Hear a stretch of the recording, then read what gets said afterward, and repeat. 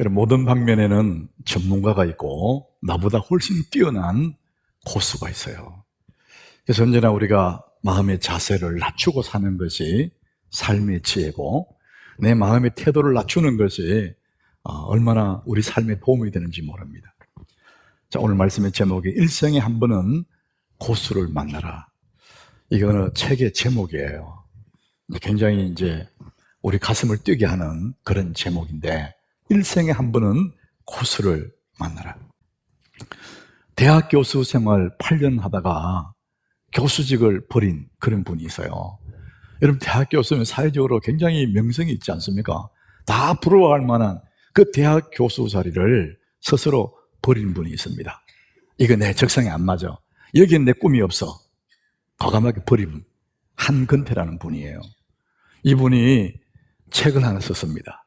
오늘 말씀의 제목 같은 일생에 한 번은 고수를 만나라. 책 제목이 너무 근사하잖아요. 그래서 제가 그대로 설교 제목으로 따가왔습니다.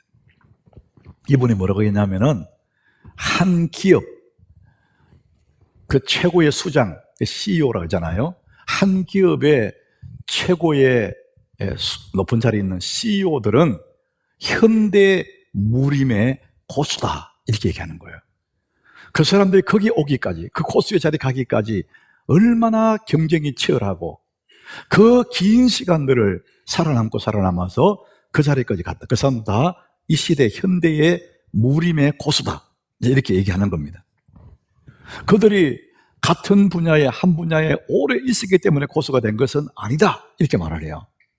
최고가 되려면은 최고에게 배워야 된다. 고수가 되려면은 고수에게 배워야 된다, 이런 말을 하더라고요. 저는 정말 그런 것 같습니다. 여러분이 무슨 일을 하든지 자기 방면에, 그 방면에 전문가들이 있어요. 고수들이 있습니다. 근데 그 고수들에게 우리는 배워야 되는데 우리 그렇게 하지 않아요. 자기가 조금 아는 것, 다 아는 것처럼, 조금 된 것을 다 된 것처럼 전문가를 인정하지 않기 때문에, 그 고수들을 찾아가지 않기 때문에 언제나 우리는 그냥 하수로, 아마추어로 그렇게 사는 거거든요. 여러분, 고수가 되려면 고수에게 배우라는 거예요. 여러분이 겸손한 마음의 자세가 필요합니다. 내 방면에 내가 좀 뛰어나다 할지라도 나보다 훨씬 더 고수가 있다는 거죠. 이분들에게 배우라는 거예요. 여러분, 잘 배우는 사람, 그게 지혜로운 사람인데, 정말 탁월한 전문가들의 가지고 있는 그 사람들의 경험들을 순식간에 배울 수 있는 가장 좋은 방법이 하나 있습니다. 그 사람을 따라하는 겁니다. 쉽게 말하면 카피하는 거예요. 우리가 어떤 프로그램을 카피하면 이거는 문제가 되지만은, 그 사람의 삶이 저렇게 성공했구나, 그럼 내가 그것을 한번 따라가 보는 것입니다. 가장 쉬운 방법이 그분대로 먼저 간 그 사람들 그 길을 한번 따라가 보는 거예요. 가장 쉬운 방법이에요. 그 사람들은 얼마나 시행착오를 겪으면서 그 자리에 갔거든요. 그럼 우리 그걸 배우면 단숨에 갈 수가 있지 않겠습니까? 그래서 따라하는 겁니다. 내가 만약에 중한 병이 들었어요. 그러면 여러분들이 당장에 병원에 가지 않습니까? 그보다 더 좋은 방법은 뭐냐? 나와 같이 이런 병에 들었다가 그 병을 극복한 사람들을 이야기를 들어보는 거예요. 그러면 그 사람이 좋은 의사를 소개할 거고, 좋은 약을 얘기할 거고, 그 병원 진료 후에 나는 내 몸을 이렇게 관리했어, 그래서 나는 극복했다. 가장 좋은 방법은 그 사람을 따라 해보는 것입니다. 이것이 배우는 거거든요. 전문가에게 배우는 것입니다. 사람들을 이렇게 만나보면 이 사람이 왜 성공하지 못하는지, 왜 자기 방면에서 앞서가지 못하는지 한눈에 알아볼 수 있습니다. 그게 뭐냐? 이 사람이 성공을 본인이 원치 않아요. 자기가 성공을 원하지 않습니다. 여러분 생각에는 이상하게 들리잖아요. 아니, 누가 성공하는 것을 원치 않습니까? 다 원해요, 이렇게 말하잖아요. 근데 여러분 잘 들어보세요. 원하지 않는 이유가 있습니다. 내가 증거를 댈 수 있습니다. 그게 뭐냐? 자기 일에 열심히 하지 않습니다. 대충 합니다. 재미난 거 따라다니고, 사람들이 몰려다니면 그냥 쓸데없는 일에 시간 보내고 쓸데없는 유튜브 붙잡고 그거 보면 이 사람이 자기가 성공하기 원치 않는 거구나. 그게 증거입니다, 여러분. 정말 자기가 자기 일에 원하면은 열망이 있다면은 얼마나 열심히 하겠어요. 사람들은 그냥 막연해요. 성공하면 좋겠다. 막연한 소원은 있지만 그거지 열망이 없어요. 그냥 소원의 끝입니다. 바람이만 있을 뿐이에요. 열망을 가져야, 자기 일에 소원을 넘어서서 열망을 가져야 우리는 그 자리까지 갈 수가 있는 거거든요.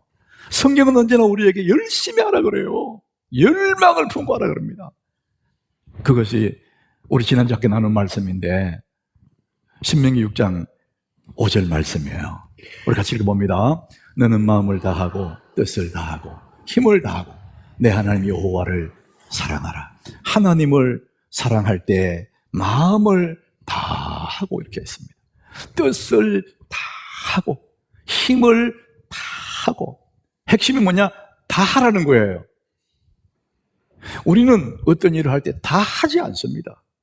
조금 하고 나머지는 다른 데 쓰는 거예요. 내 가진 힘을 내가 열망하는 그 일에 투자하면은 누가 성공 못합니까? 마음 다하고 힘 다하는 사람 누가 당할 수 있습니까? 그런데 스스로 열망이 없는 거예요. 그러니까 다 하지 않습니다. 오늘 우리는 이 사도 바울의 그분의 편지를 보고 있는데 6절에 한번 보십시오. 6절 보시면은 열심으로는 교회를 박해하고 율법의 의로는 흠이 없는 자다. 이 사람이 예수를 만나기 전에는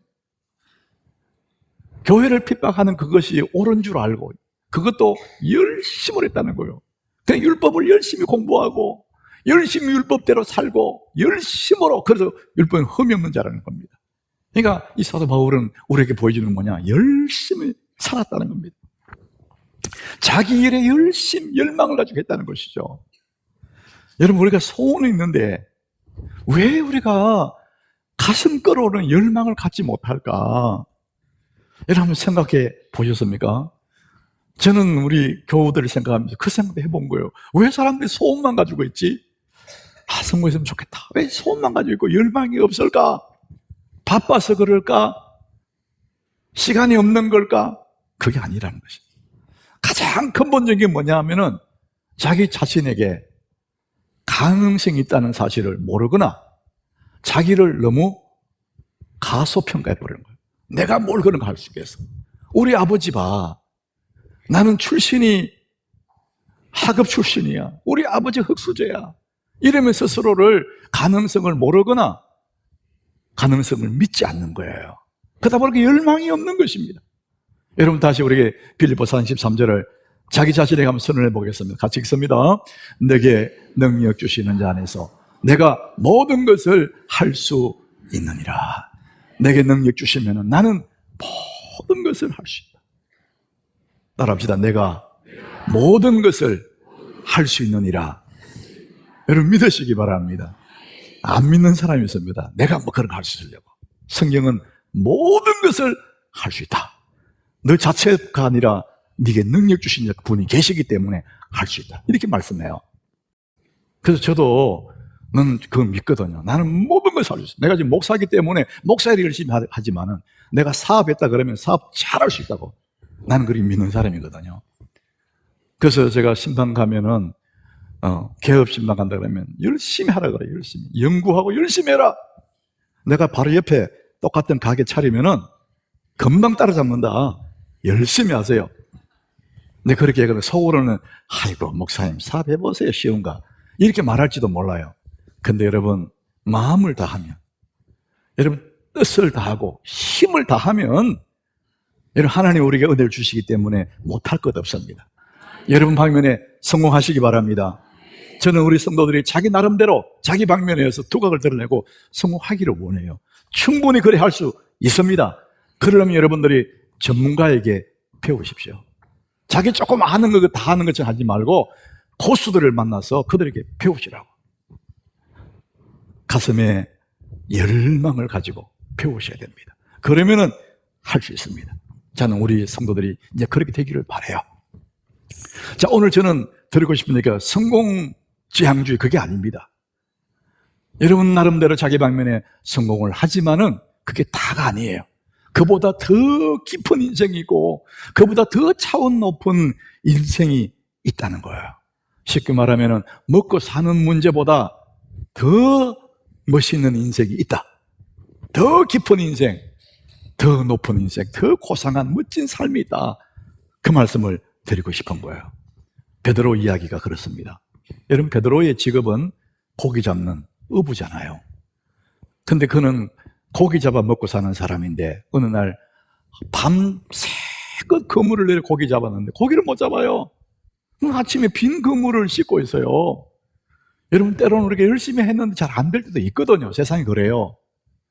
그래서 너무나 허탈해서 빈 그물을 씻고 있는데 예수님이 와서 시몬아, 깊은 데로 가서 그물을 내려 고기 잡아라. 피곤하지만은 그 예수님이 하시는 말씀 듣고 깊은 데서 그물을 내렸더니 고기가 엄청 많이 잡힌 거예요. 혼자 그물을 못 당겨서 친구들을 막 불러들이 좀 도와달라고 탁 올려보니까 고기가 너무 많아가지고 베드로 자기 배에 꽉 차고, 그래서 남아요. 친구 배에 채웠는데 그대로 꽉 차버리고 두 배가 가득 잡혔어요. 굉장한 거예요. 쉽게 말하면 성공했습니다. 사람들이 와, 대단하다, 와, 부럽다, 이럴 때 베드로의 태도가 누가복음 5장 8절에 보니까 이렇게 나옵니다. 베드로가, 시몬 베드로가 이를 보고 그 가득한 그물을 보고, 그리고 예수의 무릎 아래 엎드려 이르되 주여 나를 떠나소서 나는 죄인으로서이다 하니. 지금까지는 먹고 사는 문제, 어쩌지 고기 많이 잡아서 잘 먹고 잘 살려고 했는데, 많이 잡았는데 오늘 예수를 만나니까 다른 인생이 있구나, 훨씬 더 차원 높은 인생이 있구나. 그 예수 앞에 무릎을 꿇고 주여 나를 떠나 나는 죄인입니다. 베드로는 새로운 인생을 출발하는 거예요. 먹고 사는 문제를 넘어서서 이제는 더 깊은 인생으로, 더 차원 높은 인생으로 출발을 하는 겁니다. 바울이 꼭 그랬거든요. 오늘 본문의 이 바울이 자기는 학벌이 너무 좋은 거예요. 최고의 학벌을 나온 거예요. 그리고 가문도 너무나 좋은 가문에 태어난 거예요. 학벌, 가문뿐만 아니에요. 오늘 5절부터 보면은 자기 자신이 얼마나 자랑거리가 많은지를 8가지, 7가지를 말해요. 나는 8일 만에 할례를 받았다는 거예요. 여러분, 8일 만에 할례 받았다, 이거는요, 아브라함의 바로 후손이라는 겁니다. 이방인들은 13세가 돼야 받을 수 있어요. 이방인이 이 개종을 하면은 바로 할례 못 받아요. 13세가 돼야 받아야 돼요. 그런데 아브라함의 직계 자손들은 태어나자마자 8일 만에 할례한다. 이 특권이래요, 특권. 이스라엘 족속이다. 야곱이 약목강변에서 하나님과 씨름해서 얻었던 이름이잖아요. 그래서 하나님을 이겼다. 자랑스러운 이름 이스라엘. 나는 이스라엘의 족속이라는 거예요. 베냐민 지파다. 야곱이 가장 사랑했던 라헬의 몸에 태어난 베냐민. 자기는 베냐민 지파라는 겁니다. 히브리인 중에 히브리인. 모든 사람이 부르는 히브리인. 율법으로는 바리새인. 굉장히 열심히 있는 그런 사람이라는 것입니다. 6절에도 보니까 열심으로는 교회를 박해하고 율법의 의로는 흠이 없는 사람. 그러니까 교회를 박해하는 거 우리 쪽에서 보면 이게 잘못된 거지만은 그 시대에 유대인들 입장에서 볼 때는 굉장히 탁월한 사람, 누가 봐도 자랑스러운 그런 사람이에요. 당시 모든 사람들이 부러워할 만한, 요즘 말하면 금수저. 최고의 사람이라는 거예요. 그런데 그가 예수를 만나고 나니, 예수를 만났는데, 그래 자랑거리가 많은 그도 예수를 만나고 보니까 지금까지 자랑했던 것들이 시시한 거예요. 야, 저거 아무것도 아니구나, 그런 생각이 드는 거예요. 지금까지는 그런 것들을 더 가지려고 열심히 성공을 위해서 살아왔는데 예수를 만나고 보니까 그거 아무것도 아니네. 그래서 새로운 인생의 목표가 생긴 것입니다. 로마서 14장 8절에 이런 말씀합니다. 우리 같이 읽어봅니다. 우리가 살아도 주를 위하여 살고 죽어도 주를 위하여 죽나니 그러므로 사나 죽으나 우리가 주의 것이로다. 예수를 만나고 보니까, 야, 이전에는 먹고 사는 문제, 성공하고 돈 버는 거, 이것들을 자랑으로 삼고 거기에 열심으로 살았는데 예수를 만나보니까 이거 너무나 아무것도 아니네. 그분이 너무 좋아서 이제는 뭐냐, 우리가 살아도 주를 위해 살고 죽어도 주를 위해 죽나니 그러므로 사나 죽으나 우리가 주의 것이로다, 이렇게 고백을 합니다. 자, 그래서 이제 7절에 보니까 버리는 겁니다. 그러나 무엇이든지 내게 유익하던 것들, 앞에서 말씀드린 7가지 그 유익하던, 자기 자랑거리 유익하던 그것들을 그리스도를 위하여 해로 여긴다는 거예요. 해로 여긴 거예요. 야, 저건 소용없어. 저것들이 주님과 나 사이에 가로막는 거구나. 해로 여겼다는 것입니다. 그 다음 절에 보니까 또한 모든 것을 해로 여겼대요.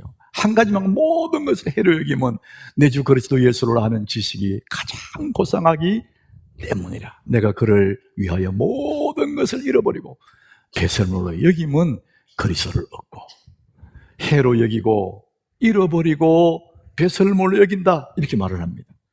여기서 잃어버린다는 것은 도둑 맞아서 없어진 게 아닙니다. 스스로 버린 거예요. 이거 아무것도 아니구나, 스스로 버린 것입니다. 그게 포기한 것이죠. 여러분, 신앙생활이라는 것은 바로 포기하는 거거든요. 여러분들이 오늘 침대의 편안함을 포기했기 때문에 여기 와서 앉아있는 거거든요. 이게 신앙생활입니다. 오늘 친구와 좋은 곳에 가는 그 재미나는 시간들을 포기했기 때문에 여기 와서 앉아있는 거거든요. 신앙은 포기를 통해서 성장하고 성장하는 것입니다. 그리스도가 너무나 존귀하기 때문에 그런 시시한 것들을 포기하는 것이죠. 아브라함은 100세 난 아들 이삭을 포기했어요. 그것 때문에 그는 믿음의 조상이 되지 않습니까? 우리는 아들을 포기할 만한 그 정도의 믿음은 못 될 수 있지만, 아들은 포기 못해도 좀 작은 취미, 내가 좋아하는 작은 것들, 이 정도는 포기할 수 있어야 되는데 그 너무 시시한 것들을 그걸 못 버리기 때문에 우리의 신앙이 어린아이 수준일 거예요. 흔들흔들 이 수준이란 말이죠. 예수 그리스도, 그분을 알게 되면 가장 좋은 것들도 배설물처럼 여긴다. 여러분, 배설물이 뭡니까? 우리 몸에서 나오는 거잖아요. 더러운 거예요. 여러분, 배설물을 모으는 사람 누가 있어요? 예수를 만나기 전에는 그게 너무나 좋은 줄 알았는데 예수를 만나고 보니까 너무나 시시해. 여러분, 꼬맹이 어린아이 2살짜리 3살짜리 딸랑이 이런 거 장난감 주면 그게 너무 재밌다 그래요. 착걸로 다녀.